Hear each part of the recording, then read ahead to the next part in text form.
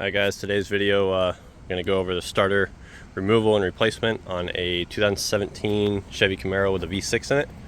I'm just going to disconnect the battery obviously to start off with, just so you don't short anything out pulling it out. You're going to have 3 or 4 of these I believe you can access from the top. One of the studs came out too. No big deal either way, you can do it either way. The exhaust manifold has an indent to clear the steering column. You'll need to disconnect the primary and the secondary O2 sensors. You have the 4 nuts. If the stud comes out, no big deal, don't worry about it. But you got the 4 15mm nuts up top. You'll have a 13mm nut on the bottom and 2 15mm nuts on the bottom. I'll get to those in a second. So once you got the battery disconnected, go ahead and remove those 4, see those studs, obviously one of the studs is missing, those 4 nuts. Back those off all the way. You will then come down here, and if you can see that exhaust manifold right there, this little bracket that I'm touching, there will be a 13mm nut, 13mm nut, 13mm, 13mm, and one more 13mm on the exhaust manifold that's removed, along with this bracket. So if you can kind of see, it goes like that. There will be 5 nuts total, 13mm.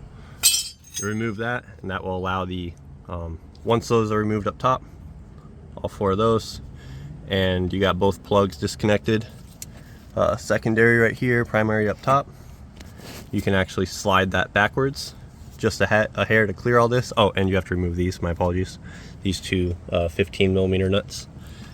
You'll be able to wiggle that out. You see that steering column right there, it will clear that, so don't worry about that. You'll have your knock sensor. I just unplugged it. I'm not 100% sure if you can leave it or not, but I didn't want to take a chance on breaking the plastic, so I just unplugged it. It's real easy to unplug. Just that wire right there with the protector on it. This guy right here in my hand is going to be your starter signal wire.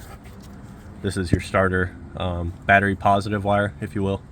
And we have it disconnected from the battery, so you don't have to worry about, it touching metal, but it's not resting on that. There will be 2 bolts. Let's see if I can get my hand there.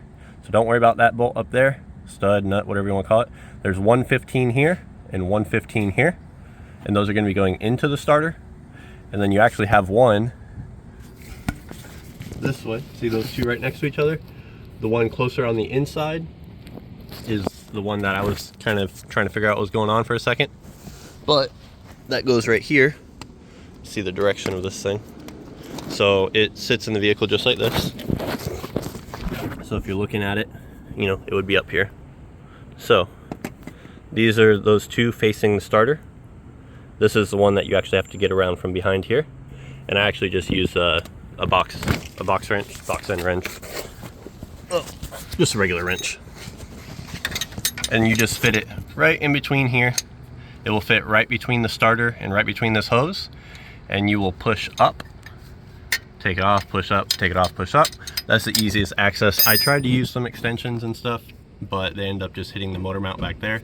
So the box end was definitely the quickest, easiest way to do that. As far as the other stuff, just 15 mils, 13 mils, that's really all you need. Pretty simple to do. I would say this is the fastest way to do it.